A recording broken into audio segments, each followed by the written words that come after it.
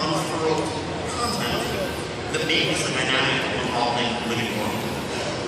And how we pursue those two goals, we want to change up a little bit how we go about doing that. I think in the past, we've really had this large monolithic patches that anchored all of our expansion and expansion content. Things like 6.2 Fury of Hellfire or 3.3 Fall of the Lich King. Big raid tier, 10 plus raid bosses, outdoor stuff to do, a whole new tier of item level. And it's a great place for that kind of patch, that kind of patch like 6.2. But a patch like 6.2.3, for what it was, actually also was very effective. It was a small patch, we weren't trying to add kind of content, but we added power points to upgrade your gear, new goals to pursue. The Moose Mount, of course, from the end of Hellfire Citadel, as we saw the community rally together and make a push to defeat Heroic Archimond. Expansions of time walking and the Time Reaver Mount from there. Just new goals, new rewards, things to breathe life into content that was already out there. That's another arrow in our career. And we also experiment with a middle ground, what we can call a medium-sized patch. I think 7.1 is a great example of that type of patch. Who here's had a chance to check out the new Karazhan dungeon the last week and a half? Yes. One of my favorite pieces of content we put in the game ever. And that's, it's not a huge patch, it's not a giant raid tier, but it's definitely not a 6.1, it's definitely not a 6.2.3. There's a dungeon, there's a small raid, there's outdoor press content, there's something for everybody to engage with and move forward with. It's all about content, it's all about getting it into your hands in the right package, in the right ways. So, with all that said, let's start talking about some of it. So, first up, patch 7.1.5. So, this is Legion's first small patch, maybe in the same vein as something like 6.2.3. This is what is a small patch like for Legion? Well, a couple things. So, this type of patch, like 6.2.3 did, will revolve around a lot of systems, new rewards to strive for, and what we call internally evergreen content.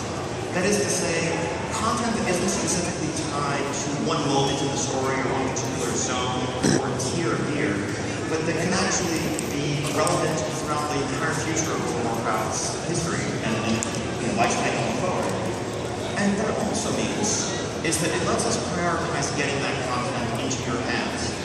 Now, we're all too infamous for the soon TM and for holding content until it's ready, for holding patches back or expansions back until they're ready. And that's not something we want to compromise on. But to make this type of patch, one of the most important things about it is when it gets to you. Because for a live game like this, to some extent, quantity is quality. Making you wait isn't fair, it's not right.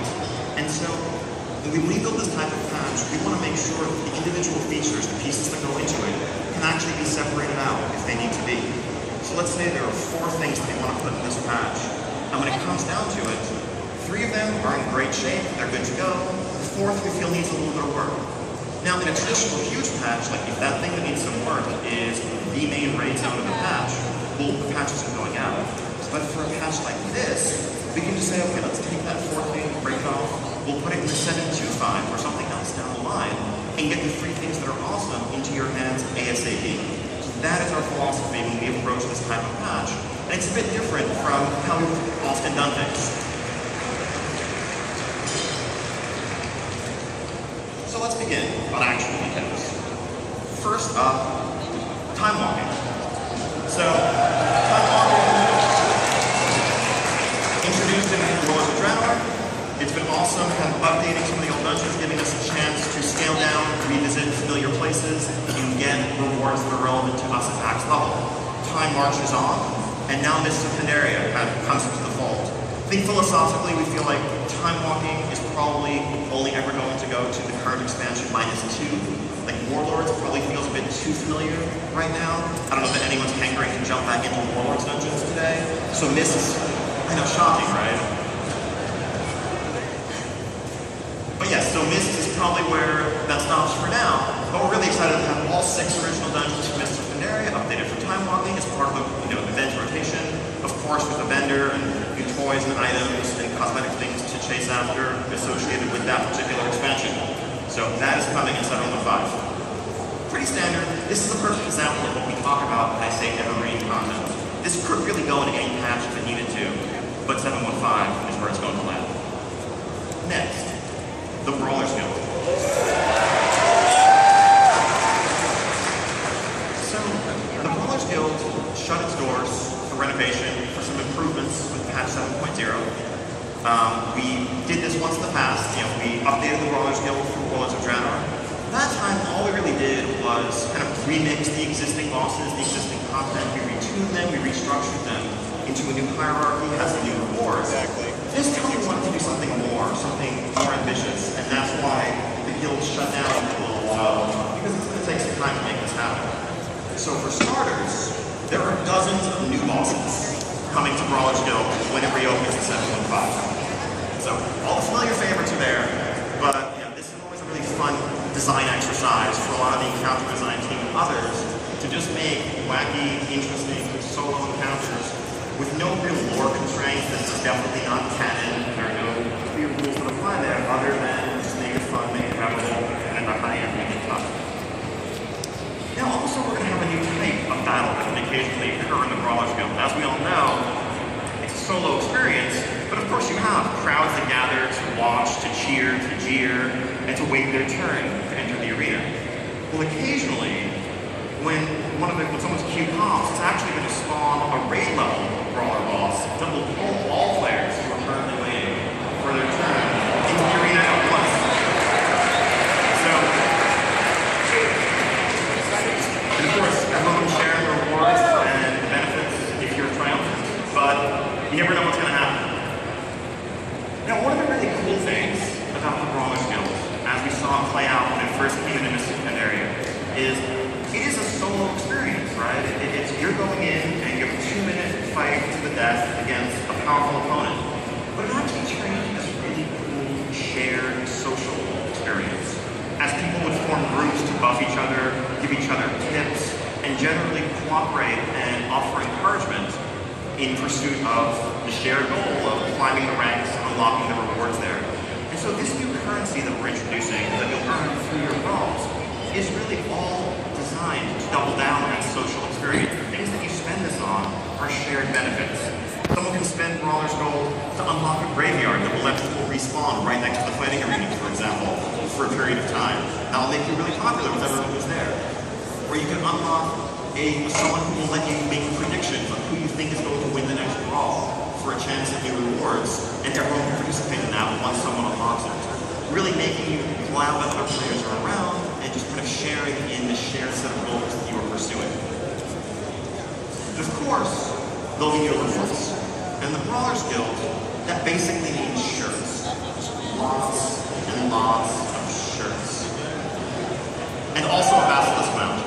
Because, why not? So yeah, that's one other piece of 715, the return to the Brawlers Guild. Now, let's take a look at some of those wacky, crazy brawls that are coming your way soon.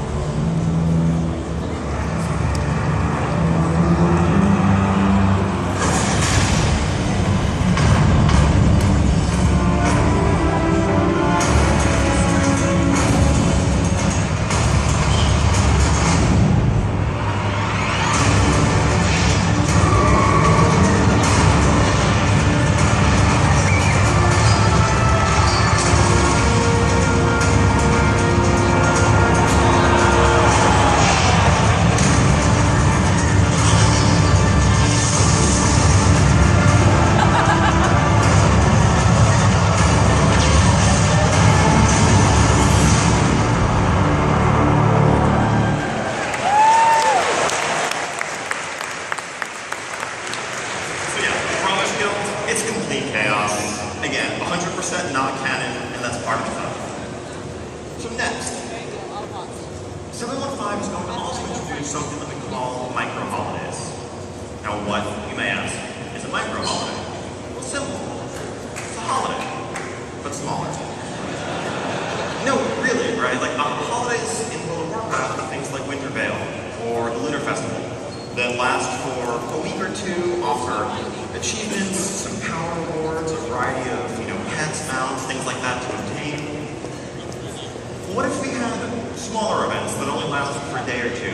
What are some of the things that citizens of Azeroth might celebrate as part of their existence? As part of what I mentioned earlier in contributing to building a living world? What days might matter to them and how might we interact with those occasions? So some examples of what I'm talking about here. Now, Entourage Remembrance Day. On January 22nd, 2006, on the Medivh server, I believe, here in North America. I want to say it was led by the Guild Fury, maybe I'm remembering right. The gates of Entourage were opened for the very first time in the world. And that was the culmination of 800,000 Linen turn-ins and all other sorts of pain. And the servers crashed continuously. So to celebrate that, on January 22nd every year, we're actually going to take the servers down.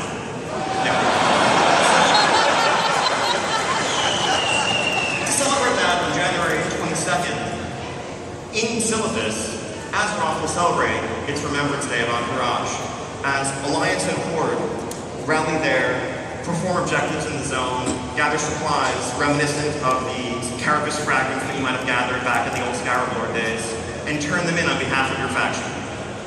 And whichever faction in the entire region, in the entirety of North America, or the entirety of Europe, turns in more during this day, they will have their flag, their banner flown over the walls of Entourage for the entire remainder of the year, until the next Entourage Remembrance Day.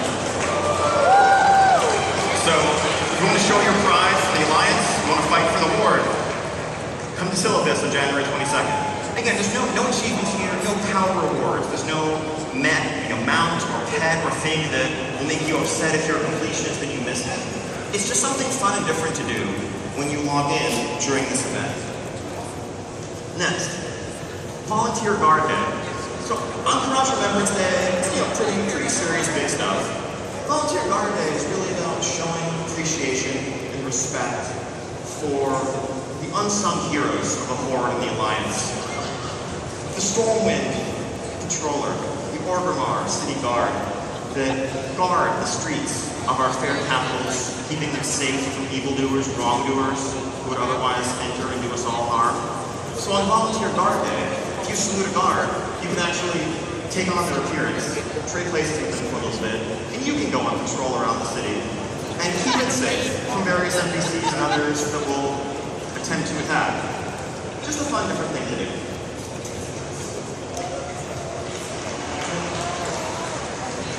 On one other day every year, in the zone of Ferox, the Frey Feather Hippogriffs hatch. These eggs that are carefully tended, they hatch and they fly out to sea. If you are there on that one day each year when it happens, you can witness that happening, that occurrence, and you can get a little buddy of your own, a little young baby hippogriff, Pepe style, that can just accompany you perching, not a mount or a pet for your collection, not a battle pet to do battle with, but just something neat and different.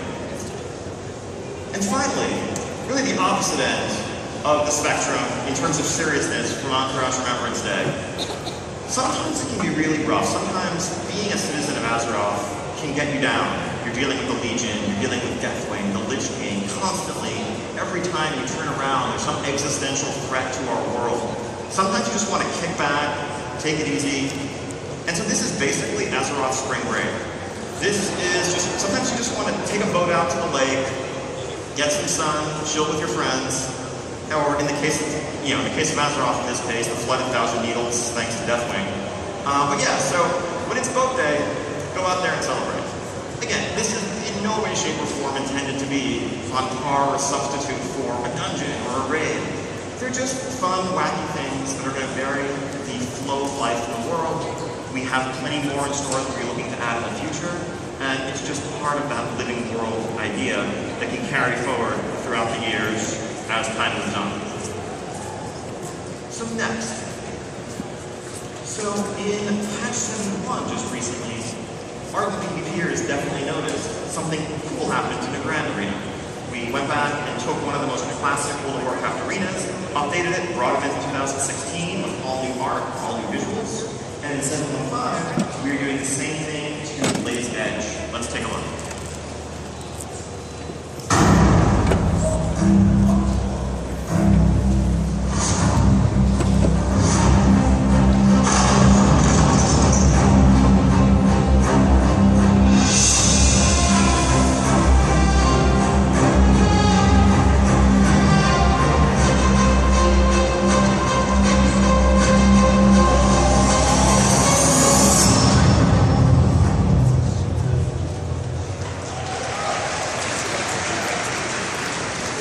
Very much like the updates in the Grand Arena, this is meant to be a one-to-one match in terms of collision.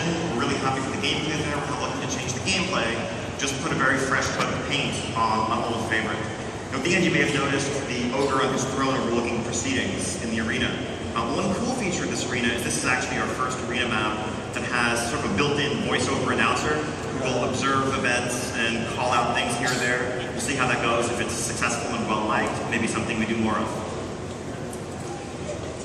So, not content, but also 7.15 gives us a first chance to really dig into a lot of the class changes that we made in Legion. You know, up until this point, we've mostly focused on fixing bugs.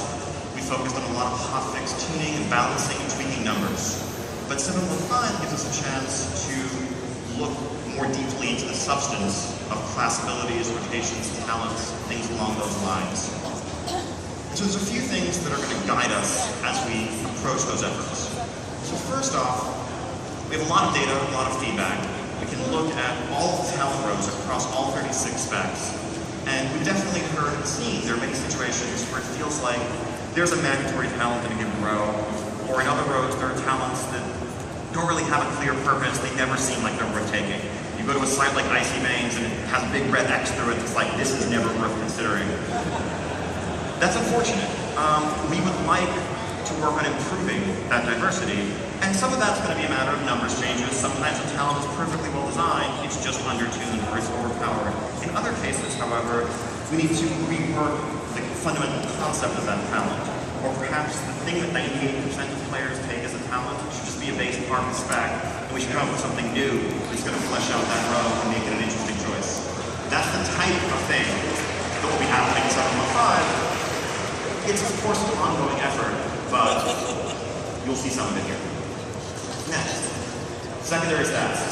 So, obviously, you know, when we build our items, I don't want to play them always strictly pink, but the way rewards are structured, when you go into a new tier, you go into a new zone, and you see something that is 15, 20 item levels higher than anything you've seen before, the way this game is designed, that should be an exciting moment. It should be a reward moment. And too often, due to large disparities between the value of secondary stats, that's not the case.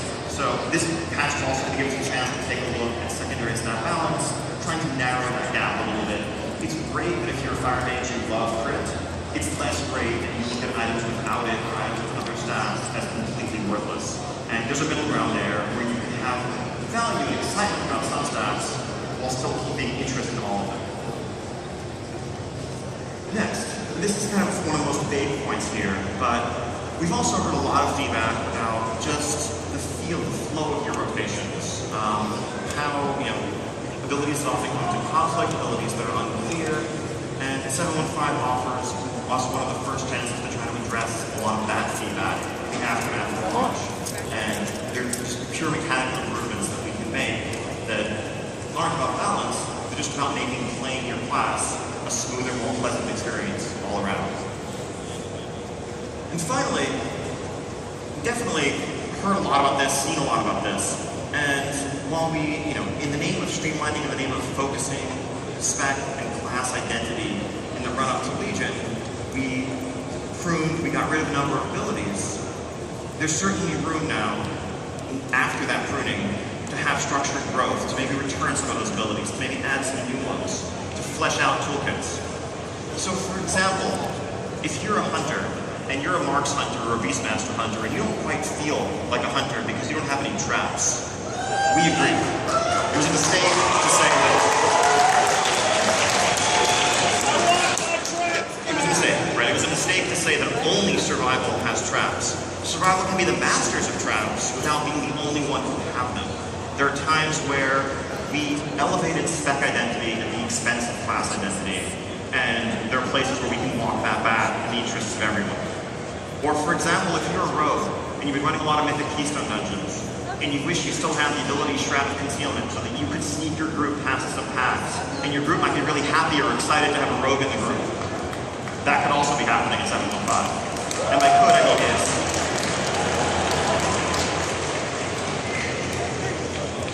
So that is patch 7.15, a small and humble patch in the world of Legion, featuring Season 3 of the Brawler's Guild, Mists of Pandaria Time Walking, micro-holidays, an art update to Blaze Edge, class updates, and more. Bug fixes, new rewards, all kinds of little things. And when will you learn more? Soon. No, actually really soon. The second we get back from Blizzcon, we're going to be working on taking down the 7.1 PTR, working to put 7.15 PTR up. You'll see a ton of these changes there. Can't wait to have people jump on, start giving us their feedback, and helping find bugs, so we can get it into your hands as quickly as possible, as all part of a steady stream of content.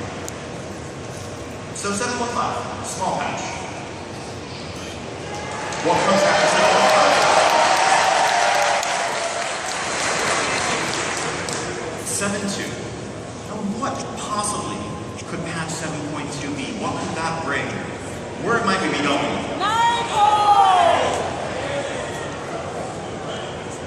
7.2. In patch 7.2, we will return to the site of our greatest failure, where Alliance and Horde faltered and broke and barely escaped with our lives, where we lost our leaders in the shadow of Legion's stronghold, and we had to retreat. But we've spent the intervening months leveling up, building class orders, recruiting champions, getting artifacts, empowering our artifacts. And it might just be a different story this time around. Where Horde and Alliance failed, the class orders will succeed. Maybe, it's up to you. All 12 classes working together constitute the armies of Legionfall. Where the Alliance and Horde can't necessarily put aside their differences, the leaders of the class orders can see that manifest destiny in front of them and understand the consequences, understand the stakes, and what they must do. And so this is the faction that you will work with, that you will be a part of, that you'll be one of the leaders of, as leader of your class order, as you make your way up the Broken Shore and find your way to the foot of the Tomb of Sargeras. Of course, there'll be all new world quests, both around the world and focused in the Broken Shore. We're incredibly happy with how the world quest system has played out so far. We want to keep doing more with it. So we see this as an integral part of making content going forward. When we make quests for a place, when we're telling a story in a place, we're also going to make world quests that complement that story, including things like class-themed, class-focused world quests that are set in the Broken Shore area. Now let's take a look at what the Broken Shore may look like when you return there today.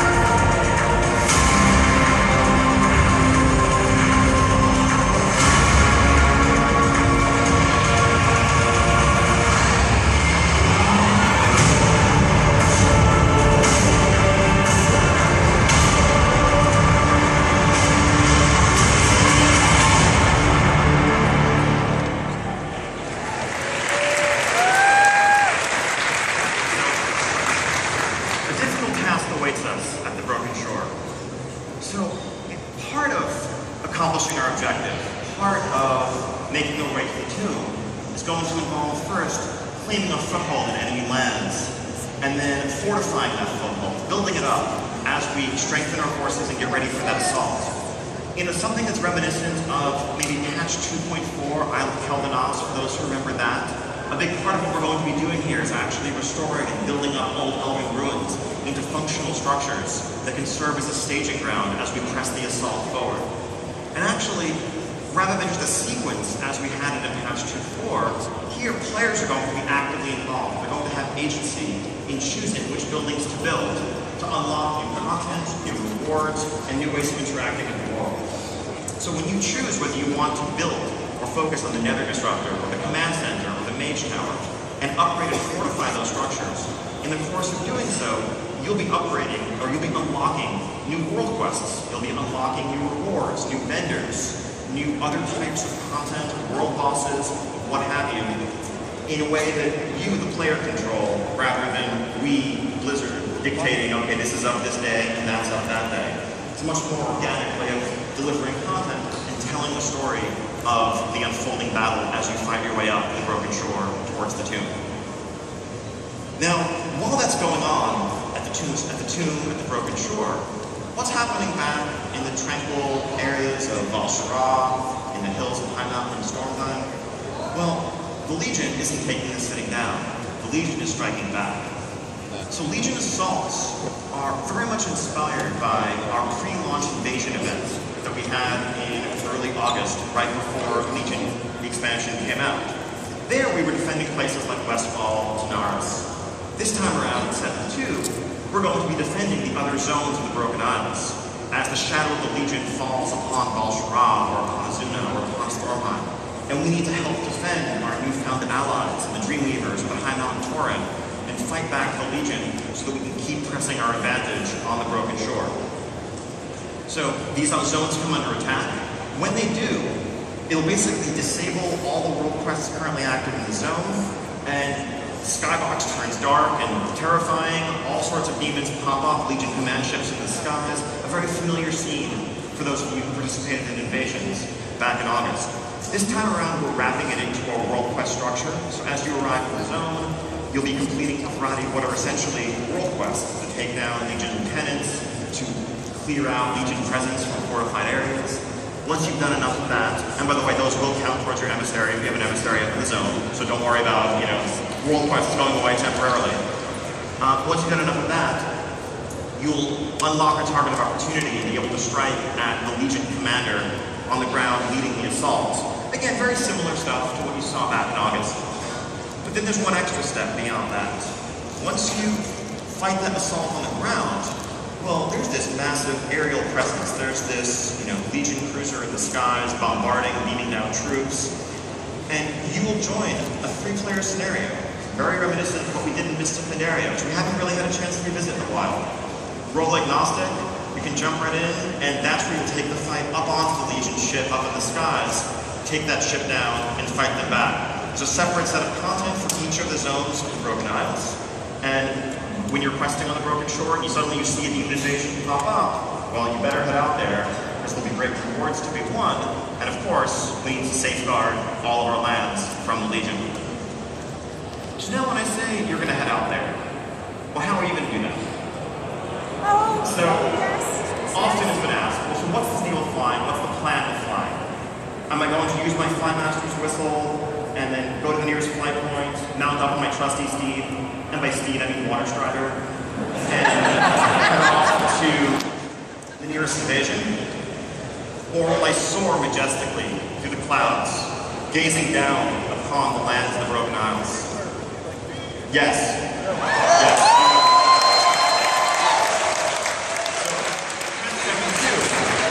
Brings the second part and the conclusion of the Broken Isles Pathfinder achievement. So this achievement basically entails the first part, which many people have worked on and already completed and earned their mount speed bonus in the outdoor world, plus doubling down on and following the philosophies that we laid out in Warlords when we announced our flying plans there. Explore the new Broken Shore area, defend the different zones from the new Legion assaults that will fall upon them, complete the main outdoor quest line associated with the Legion Fall campaign, up to opening the gates of the Tomb of Sargeras. Don't worry, you don't need to go in. There's no raid or dungeon content involved in this. It's all about outdoor world gameplay, because that's what you need to master to unlock flying. And then finally get your reputation up with the Legion Fall, the armies of Legion Fall, and you will be able to fly around the Broken Isles on your character and on all characters on your account.